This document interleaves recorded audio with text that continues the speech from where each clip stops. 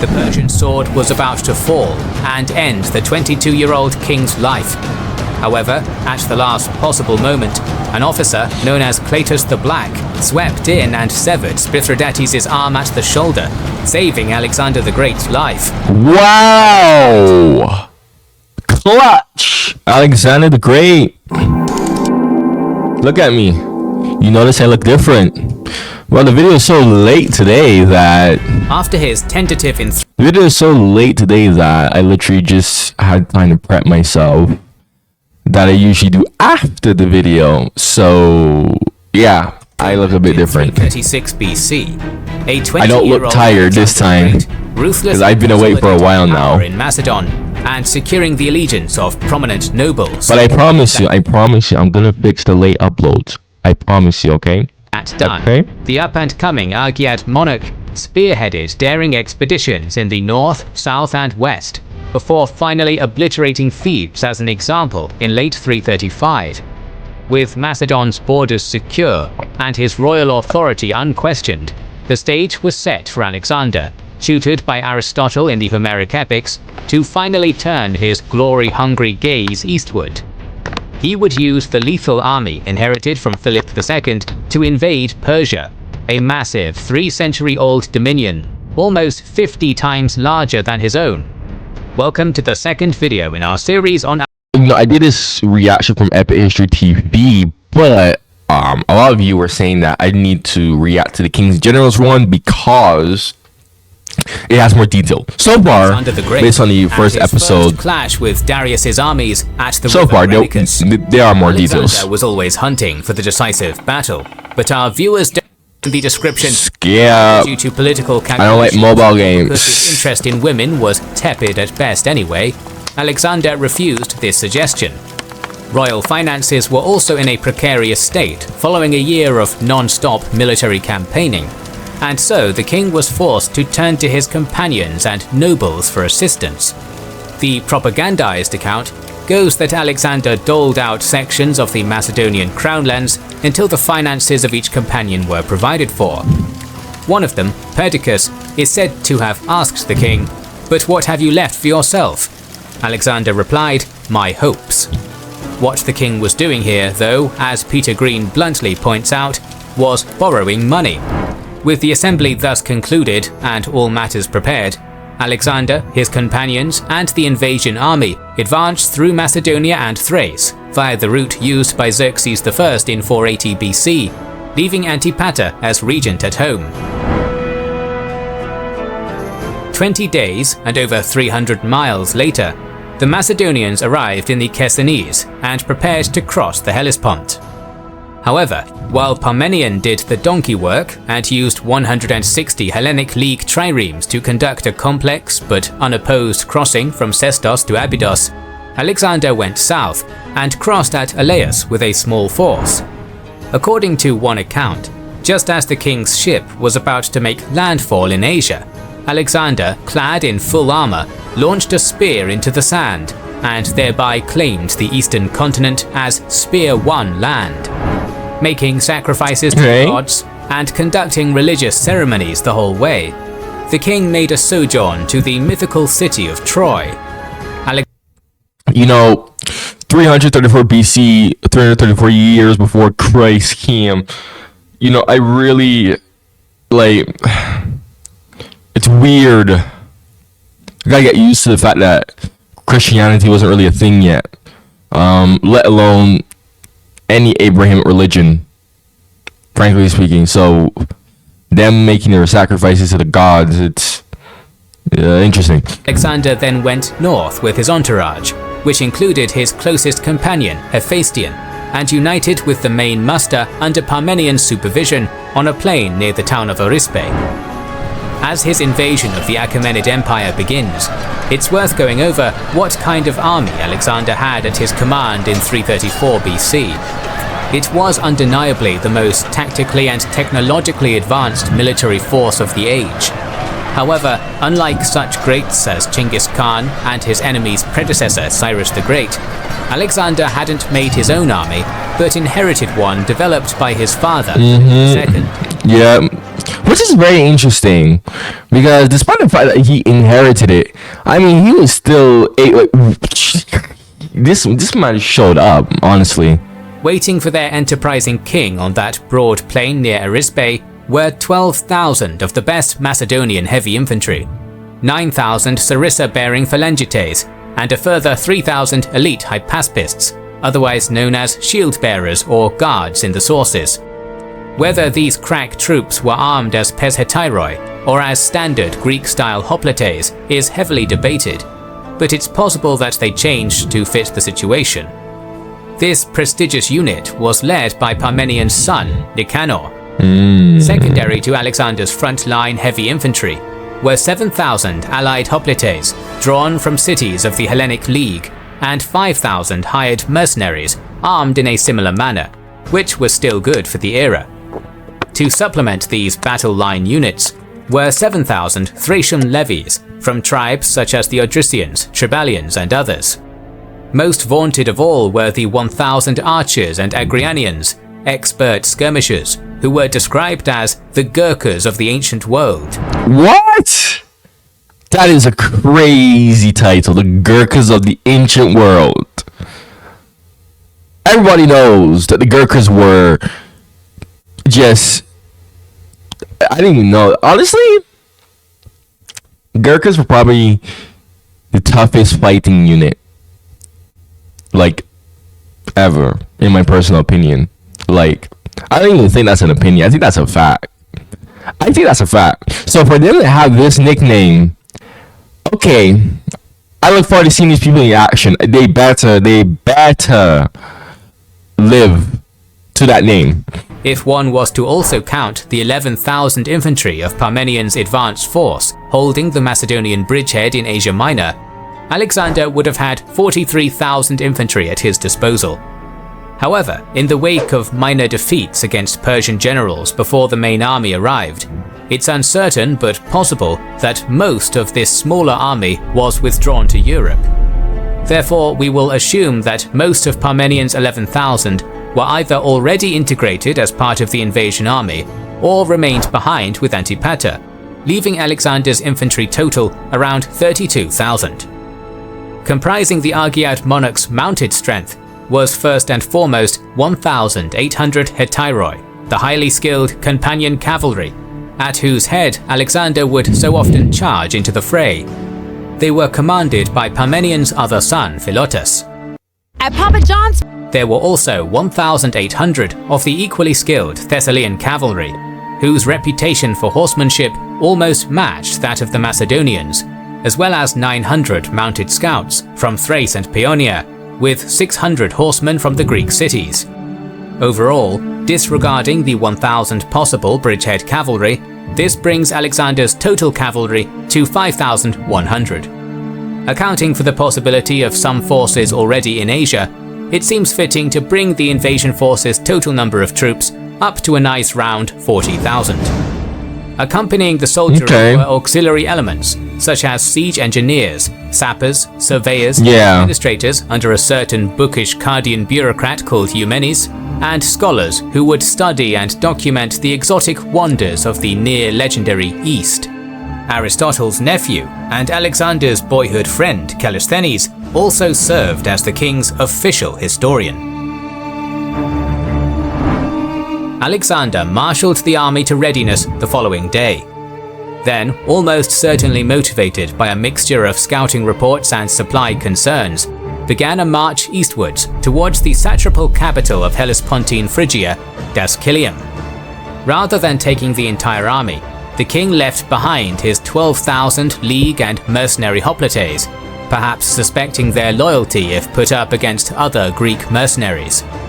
Making good time with his core Macedonian infantry and full 5,000 to 5,500 strength in horsemen, Alexander warned his men that looting and burning en route would not be permitted, as this was Greek land under occupation. More deviously, the properties of a dangerous Greek mercenary general in Persian employ, Memnon of Rhodes, were to be especially respected in order to make the Achaemenids distrust him. The Achaemenid Empire was a colossal entity of prodigious wealth, its dominions so vast that the great king, a recently crowned Darius III, did not feel it necessary to deal with such a petty frontier disturbance personally. That makes a lot. Okay. Now that is a detail that I did not know when I watched the Epic History TV one. That makes a lot of sense, though. That makes a lot of sense. Satraps from the western provinces, including Assamese, Spithridates, Assates, and several others, mustered their forces and met at Zelaya in May 334, together with Memnon of Rhodes, to take counsel on the incursion. Fully realizing just how lethal Alexander's meat-grinding infantry would be in the field, and aware that the invaders were short on supplies and money, Memnon gravely counseled the Persian satraps not to engage in a pitched battle. Instead, they ought to enact a scorched earth policy, burning crops, fodder, provisions, wells, and even burn villages down if necessary. By doing so, and opening a second front in Greece using the Persian navy, Alexander would have to scurry back to Europe with his tail between his legs. This objectively shrewd advice meant possibly unnecessary sacrifice on the part of Darius's western satraps, and they balked at the prospect. Unwilling to torch their own lands, and subtly accusing the Greek sellsword Memnon of lapsing in his loyalty, the Persian governors universally rejected the scorched earth plan, and chose to fight it out. Dude, that is oh my gosh, that is literally genius. But the satraps were all too aware that the great king had a reputation for scorning shirkers among his subordinate rulers, and weren't about to suffer his ire for no good reason. A number of other factors may have contributed to this choice, such as the Persian code of honor and internal politics. Pride. It just all boils down to pride. Were used to getting their own way, but Memnon, a Greek, owed his high position to Darius himself rather than them. Assates in particular had a reason to distrust Memnon, as the latter held royally appointed estates in his own satrapy. Whatever the reason, the Achaemenids mustered their forces and marched west to a position on the river Granicus, set on facing Alexander. Following his departure from Arispe, Alexander took his smaller, mobile army up the Hellespontine coast via Pacote and Lampascus before advancing eastwards. Arriving on the vast plain of which the Granicus was the standout feature, the Macedonian army was arrayed in a standard preparatory formation with two lines of phalangites in the center and the baggage train behind. Cavalry and light infantry screened the flanks and served as reconnaissance troops in front. In the late afternoon, just before the Granicus, Alexander's scouts rode back and informed the impetuous king that a Persian army had finally been sighted on the far side. This news prompted Alexander to redeploy his forces in battle formation, a task he was swiftly able to accomplish due to the battle-ready marching order. However, when the Macedonian army got to the river, its generals quickly began having reservations about the prospect of immediate battle. I used to spend... Lined up atop the steep far bank were just over 10,000 Persian satrapal cavalry from across the empire, roughly twice Alexander's total. Assamese and Memnon of Rhodes led Cilician and Greek mercenary cavalry on the Achaemenids' left, flanked to the left by Assates and his Paphlagonian horse. Bro, look, I love these logos from the Persians. Like, oh my goodness, they're so fabulous. Like, I've been looking at the logos the whole time. Like, oh my goodness, like the Persian logos are just so gorgeous to look at. A bit off topic, but still, I just wanted to point that out. And Bactrian cavalry to their flank. On the extreme right was Rheomithres, leading a contingent of mounted Median troops. As the Persians had ever since their empire's defeat in the 5th century Greco-Persian Wars, roughly 5,000 to 6,000 Greek mercenary hoplites had been raised to serve as the satrapal army's heavy infantry force. However, possibly because they had the same suspicion of loyalty as Alexander had with his Greeks, the satraps positioned this hired unit a mile or two behind the river, under the command of a Persian known as Omaris, too far away to take part in the main battle. The rock-hard center of Alexander's line were 6 1,500-strong brigades of the phalanx, led by Meleager, Philip, Amintas, Craterus, Conus, and Perdiccas. To the right of the phalanx were Nicanor's 3,000 hypaspists, and then Philotas and Alexander himself at the forefront of 1,800 companion cavalry, several hundred mounted skirmishers, Agrianians, and some archers. 2,700 Thessalian, Thracian, and League cavalry were on the left under Parmenion. Following the army's deployment, Parmenion rode over to Alexander's position and counseled the king to delay any battle until the following morning. A hasty and most probably failed attack over such an obstacle as the Granicus now, he reasoned, would be a fatal blow to the entire expedition. However, if they waited until morning, the Persians, observing Macedonian superiority in infantry, might withdraw from their position during the night and allow another foe's crossing. Our sources disagree on what the response was. However, most tell us that because of his Homeric desire to achieve heroic status through great deeds, or not wanting to buoy Persian morale by hesitating, Alexander disregarded Parmenion's cautionary advice and prepared the army for an immediate attack. Clad in magnificent armor on the right wing, he was easy for the enemy to see, and so a number of elite contingents under the satraps shifted to oppose Alexander's elite Hetairoi hammer, hoping to kill him and end the incursion. The Battle of the River Granicus finally began when the Macedonian king sent a mixed vanguard of prodromoi mounted skirmishers, Paeonian light cavalry, and a small unit of companions, and his Agrianian favourites into the river, with the outward aim of securing the far bank. However, facing some of the best Achaemenid cavalry from the treacherous and slippery riverbed, they met predictably stiff resistance. Throwing spears and other pinpoint-accurate missile weapons rained down. Yo, I could not. Terrible casualties. I could not, bro. Oh my goodness, dude. Oh my goodness, man. You see, with bullets, right? Even if bullets are still horrible, bullets are still horrible. But with bullets, it's like you're probably gonna, like, you know, get unalived instantly. But with like missiles, like spears, arrows, those type of missiles and projectiles, dude, 9 times out of 10, if you get hit, you're feeling that. And you're gonna slowly, like, bleed out, most likely. That like, I think that's worse. Like, being in this position. What do you think is worse? Give me your opinion. Would you rather be in a position where you're crossing a river, or you're like storming, like, I don't know, a beach or something, and you have bullets flying at you like this, where you're exposed but you're still forced to go up? Or would you rather be in this position where instead of bullets, it's missiles and other projectiles flying at you? But the thing is that you're in a tight formation. You can't, like, you have to stay in formation. Like, you can't go anywhere. You're forced to stay in formation. So give me your opinion. Which one you think would be, like, which one you would rather be in? I would definitely like to hear that. From a distance.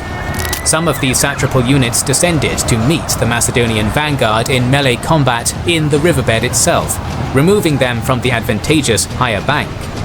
This attack removed more regiments from the otherwise unengaged Persian line, disrupting the orderly formation on Orestes' left and shaping the battlefield to Alexander's requirements.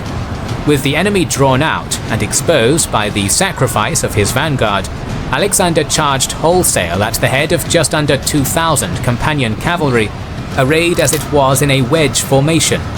galloping into the river obliquely to the right of the advanced force, and thereby meeting little resistance, the Hetairoi and their king were able to swing left and crash straight into the exposed Persian left where Alexander's showing up! were fighting.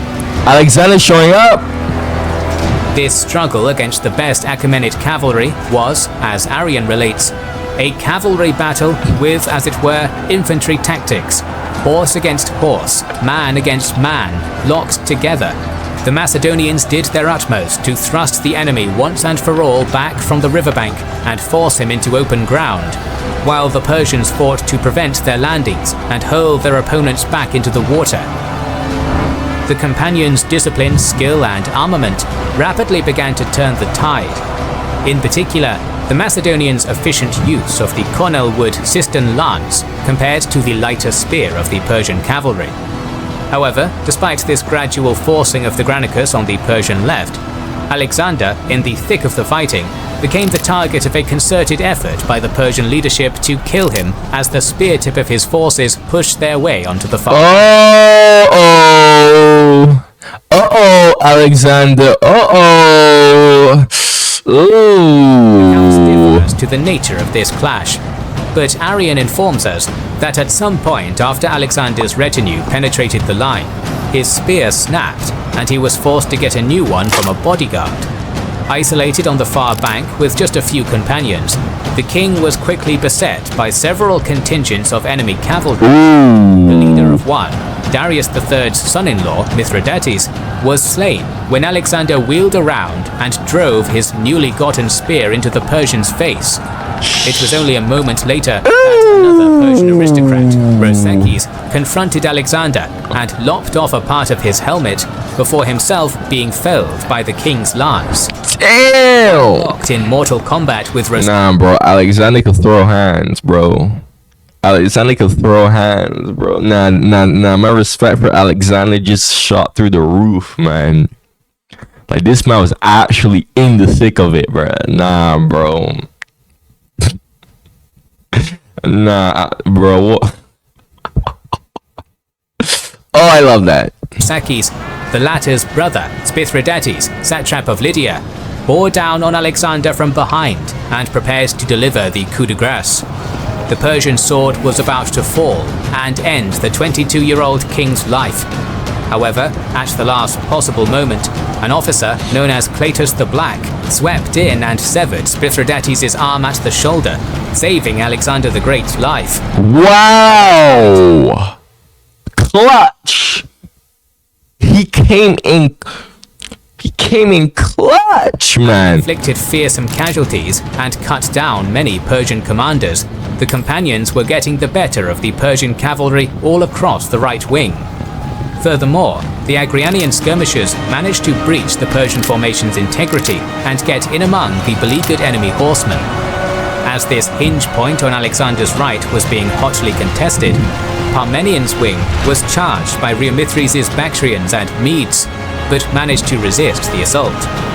In Why the would center, you? 6 Taxius of Phalangites and Hypaspists advanced inexorably across the Granicus, ineffectually showered by the Persians' missiles.